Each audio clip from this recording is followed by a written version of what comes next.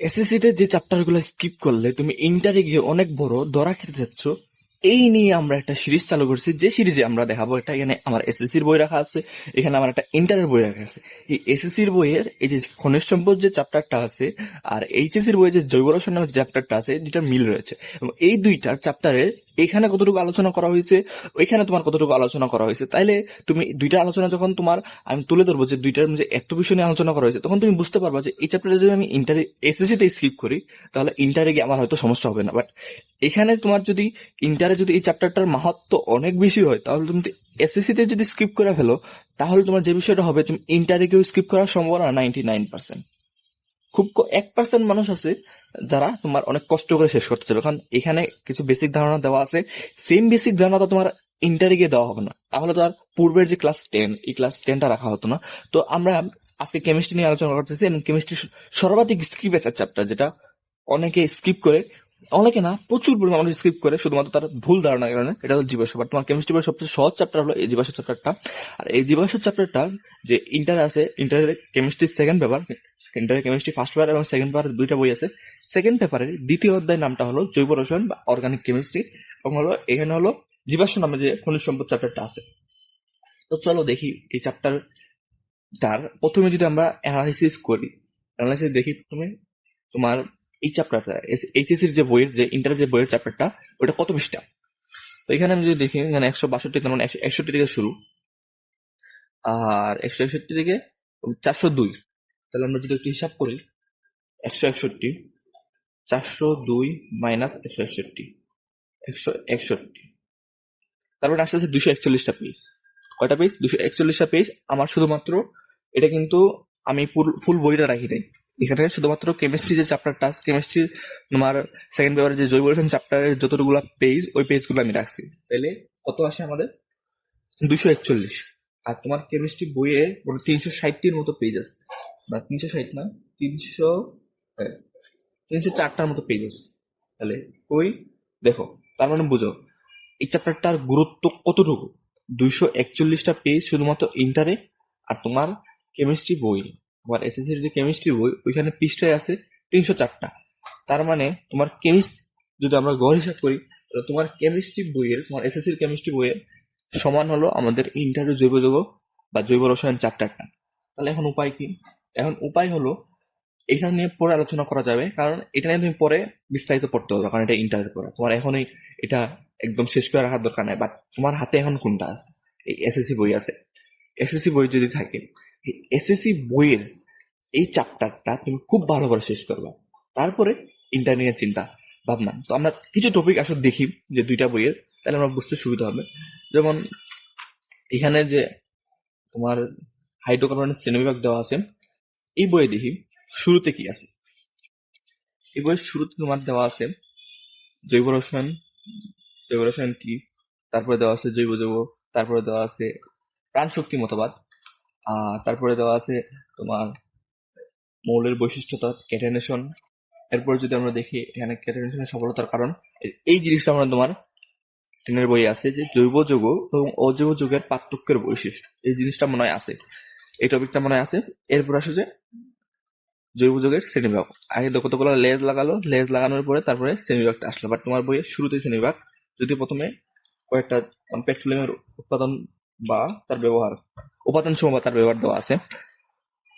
তো দেখো এখানে কি দেওয়া আছে, এখানে মুক্ত শিকল বা মুক্ত শিকল জৈব যৌগ, তারপরে সম্পৃক্ত জৈব যৌগ, অসম্পৃক্ত জৈব যৌগ, বদ্ধ শিকল জৈব যৌগ, তারপর হলো অ্যালিসাইক্লিক যৌগ, তারপর হলো অ্যারোমেটিক যৌগ, তারপর হলো হেটারোসাইক্লিক যৌগ বা বিষম চাক্রিক যৌগ। এইখানে কি মোট সামারিটা আছে।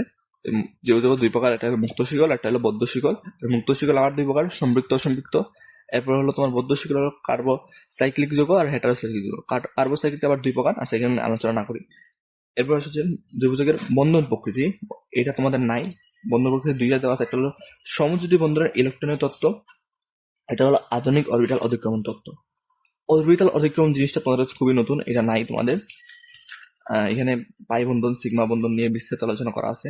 তারপরে হলো কার্বনের চতুর্যতা, তারপরে হলো তোমার sp3 সংগঠিত পরমাণু, CH4 অণুর গঠন। আমরা অ্যালকেনকে খোঁজার চেষ্টা করি যে অ্যালকেন কোথায় আছে। তোমার বইয়ে যদি আমি অ্যালকেন দেখি, এখানে তোমার বইয়ে কি দেওয়া আছে, অ্যারোমেটিক নিয়ে 2-3টা কথা বলা আছে, যে 2-3টা কথা এখানে অ্যারোমেটিক নিয়ে আমি অ্যারোমেটিক জিনিসটা দেখাবো, যে অ্যারোমেটিক জিনিসটা তোমার এখানে কতটুকু বিস্তারিত আলোচনা করা আছে আমরা দেখাবো। মনে রাখলাম কিন্তু দেখাবো, তোমাকে একবার মনে করে দিবা যে ভাইয়া অ্যারোমেটিক হাইড্রোকার্বনটা তাকে ইন্টারের বইয়ে দেখান। তো এরপর যেহেতু সমগোত্রীয় শ্রেণী, সমগোত্রীয় শ্রেণীতে কয়টা দেওয়া আছে? 6টা, বাট ওইখানে আমরা দেখবো মোট 11টা দেওয়া আছে। এরপরে অ্যালকেন, অ্যালকেন আমাদের 2 পৃষ্ঠা 3 পৃষ্ঠায় শেষ। তো এবার আসো যে এসএসসির বইয়ে দেখলাম, এইচএসসির বইয়ে দেখি। এইচএসসির বইয়ে হ্যাঁ এই যে সমগোত্রীয় শ্রেণী, সমগোত্রীয় শ্রেণী এখানে মূলত কিছু হালকা বিস্তারিত হালকা আলোচনা করা আছে। এরপর হলো কার্যকরীমূলক সমূহ, এই যে এখানে আসো। তুমি কয়টা শিখছো এখানে? এসএসসির বই কয়টা শিখছো? 6টা, বাট এখানে দেখো 11টা। অ্যালকিন, অ্যালকাইন, হ্যালো অ্যালকেন, তারপরে alcohol, amine, aldehyde, ketone, carboxylic acid, ester, amide, nitrile. তাহলে বুঝতে পারতেছো কি পরিমাণ বিস্তারিত আলোচনা হবে এখানে। এরপরে যদি আমরা দেখি জৈব যৌগের নামকরণ, তোমার বইয়ে যদি আমি নামকরণ জিনিসটা দেখাই, এই যে নামকরণ শেষ। মিথ, ইথ, প্রোপ, বিউট, পেন্ট, হেক্স, হেপ্ট, অক, নন, ডেক, শেষ নামকরণ। বাট এখানে মিথ, ইথ, প্রোপ এসব দিয়ে কাজ হবে না, এখানে অনেক বিস্তারিত নামকরণ আলোচনা করা আছে। এখানে 4টা পদ্ধতি আছে, 3টা পদ্ধতি আছে। এটা হলো সাধারণ পদ্ধতি, এটা হলো উদ্ভূত বা জাতক পদ্ধতি, আর এটা হলো আইউপিক পদ্ধতি। তো আইউপিক পদ্ধতি এখানে যদি দেখি, এখানে সাধারণ পদ্ধতি যেটা আছে ওটা আলোচনা করা হয়েছে, তারপর উদ্ভূত পদ্ধতি আলোচনা করা হয়েছে, এরপর হলো আইউপিক পদ্ধতি। এটাই হলো মূল, এবং এটাই তোমাকে এমসিকিউ দেয় যে নিচের যৌগটির নামকরণ কি, এরকম ভাবে। তো এই যে মিথ, ইথ, প্রোপ, ডেক এগুলো এখনো আছে, বাট শুধুমাত্র এখানে methane, methane, propane, ethane, propane, butane, pentane, hexane এগুলা তোমার আলোচনা করলে হবে না, মানে এগুলো দিয়ে নামকরণ করলে হবে না। এখানে আরো বিস্তারিত আলোচনা করা আছে, পূর্বপদ, শেষ পদ, তারপরে তোমার এসব নিয়ে। এই যে এগুলো কিন্তু নামকরণ, আর এগুলো কিন্তু যৌগ। এসব যৌগগুলো তোমার এই যৌগটার নাম হলো সাইক্লোবিউটেন। এখানে অসম্পৃক্ত হাইড্রোকার্বনের নামকরণ, এখানে হলো তোমার অ্যালকোহল, অ্যাসিডে, অ্যালডিহাইড, কার্বক্সিলিক অ্যাসিডের নামকরণ। আচ্ছা, এখানেও এই নামকরণটা স্কিপ করি এখন, নামকরণ অনেক বড় একটা টপিক।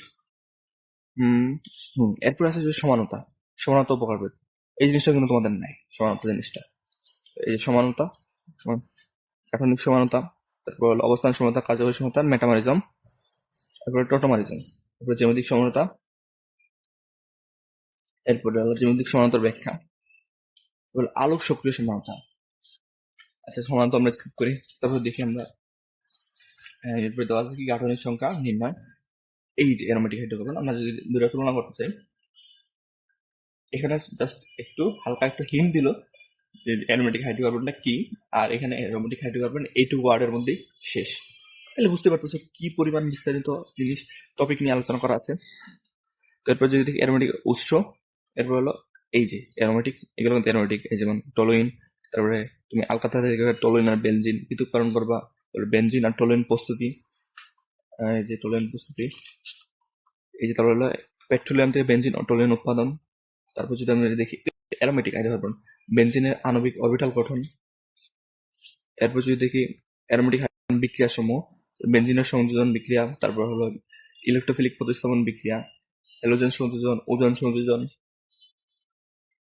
নাইট্রেশন বিক্রিয়ার তোমার ক্রিয়া কৌশল, তারপর সালফোনেশন, তারপর হলো ফিটাল ক্রাফট। এগুলো কিন্তু আমি এখনো অ্যারোমেটিকে আছি। এই যে অ্যারোমেটিসিটি, এটা অ্যারোমেটিসিটি তোমার হাকেল তত্ত্বের মাধ্যমে বর্ণনা করা হয়। এটা তোমাদের সম্পূর্ণ নতুন টপিক, এটা তখন ইন্টারভিউটা তুমি শেষ করতে পারো, বাট এখানে তোমার যে 10 এর বইয়ের বেসিকটা তোমার ক্লিয়ার রাখতে হবে। তারপর আছে এলিফেটিক আর অ্যারোমেটিক হাইড্রোকার্বনের পার্থক্য। এখানে পার্থক্য দেওয়া আছে, অ্যালকাইন ও বেনজিনের সংশ্লিষ্ট রসায়ন। তারপর যদি আমরা দেখি, আমরা কিন্তু এখনো এই যে এখানেও তোমার অ্যারোমেটিকই আসলাম, অ্যালকাইল ফ্রি, জৈব বিক্রিয়ার কৌশল, ফ্রি রেডিক্যাল। আমরা সংযোজন বিক্রিয়া যদি দেখি, এরপরে কি সংযোজন বিক্রিয়া নিয়ে আলোচনা করা আছে। এইরকম করে এই যে হ্যালোজেন বিক্রিয়া। এখানে আরেকটা জিনিস আমি তোমাদের দেখাই, তোমাদের এই যে ব্রোমিন বা ক্লোরিন সংযোজন, এই জিনিসটা তো কত সহজে তোমরা এই জিনিসটা কই, এই যে বইয়ের 3 বা 4 পৃষ্ঠায়, এই যে তোমরা ক্যামেরা দেখা যাচ্ছে না মনে হয়, বা 3 বা 4 পৃষ্ঠায় তুমি শেষ করে ফেলতেছো, বাট এই জিনিসটা তুমি যদি ইন্টারভিউ আসো তাহলে তুমি কতটুক পরে এবং কতটুক এখানে ডেল্টা প্লাস ডেল্টা মাইনাস এসব নিয়ে তোমার পড়তে হবে। তো এরপরে যদি আমরা আরো কিছু দেখি, তাহলে দেখবো যে ওজন অ্যালকিনের ওজন বিক্রিয়া, মানে মোট কথা হলো এখানে তোমার অনেক অনেক বিস্তারিত আলোচনা করা আছে। থিওরি তোমার এমসিকিউ, তারপরে তোমার সিকিউ দেওয়া আছে।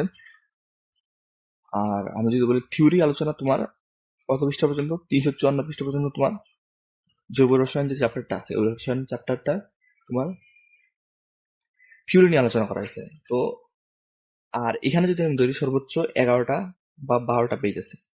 তো এই 11টা 12টা পেজ যদি তুমি শেষ না করতে পারো তাহলে 261টা পেজ তোমার কাছে শেষ করা বিলাসিতা। তাই এই 11টা 12টা পেজ খুব ভালো করে প্র্যাকটিস তুমি যে কোনো কারো ক্লাস করতে পারো, কিংবা তুমি তোমার প্রাইভেট স্যারের কাছে খুব ভালোভাবে ক্লিয়ার হয়ে নিতে পারো। ক্লিয়ার হওয়ার পর তুমি পর্যাপ্ত পরিমাণ প্র্যাকটিস করো, অনেক প্র্যাকটিস করো, সিকিউ প্র্যাকটিস করো, রূপান্তর প্র্যাকটিস করো। তারপর তোমার যে ইন্টারের যে জার্নিটা আছে বেসিক ধারণা ক্লিয়ার থাকার কারণে খুব সহজ হবে। একদম এতগুলো পৃষ্ঠা, অনেক টপিক, হ্যাঁ এখানেও প্রচুর প্র্যাকটিস করো, এখানে যা প্র্যাকটিস করো এখান থেকে আরো অনেক অনেক বেশি প্র্যাকটিস করতে হবে। কিন্তু তোমার বেসিক ধারণাটা থাকবে, বেসিক ধারণা থাকবে। তো বেসিক ধারণার জন্য এসএসসির বইটা ক্লিয়ার করো, তারপরে এইচএসসি থেকে মোটামুটি একটা ধারণা পাবা। তো এই ছিল ভিডিও। নেক্সটে আমরা বায়োলজি কিংবা তোমার কেমিস্ট্রি বই কোন চ্যাপ্টার ইন্টার বইয়ের সাথে কি মিলে আছে এটা আমরা তুলে ধরবো। তো ভিডিওগুলো আমাদের ফেসবুক পেজ দেখো তাহলে ফলো করে রাখবা, আর চ্যানেলটা দেখলে সাবস্ক্রাইব করে রাখবা, যাতে নোটিফিকেশনটা অন করে রাখবা, যেন আমাদের ভিডিও ছাড়ার সাথে সাথে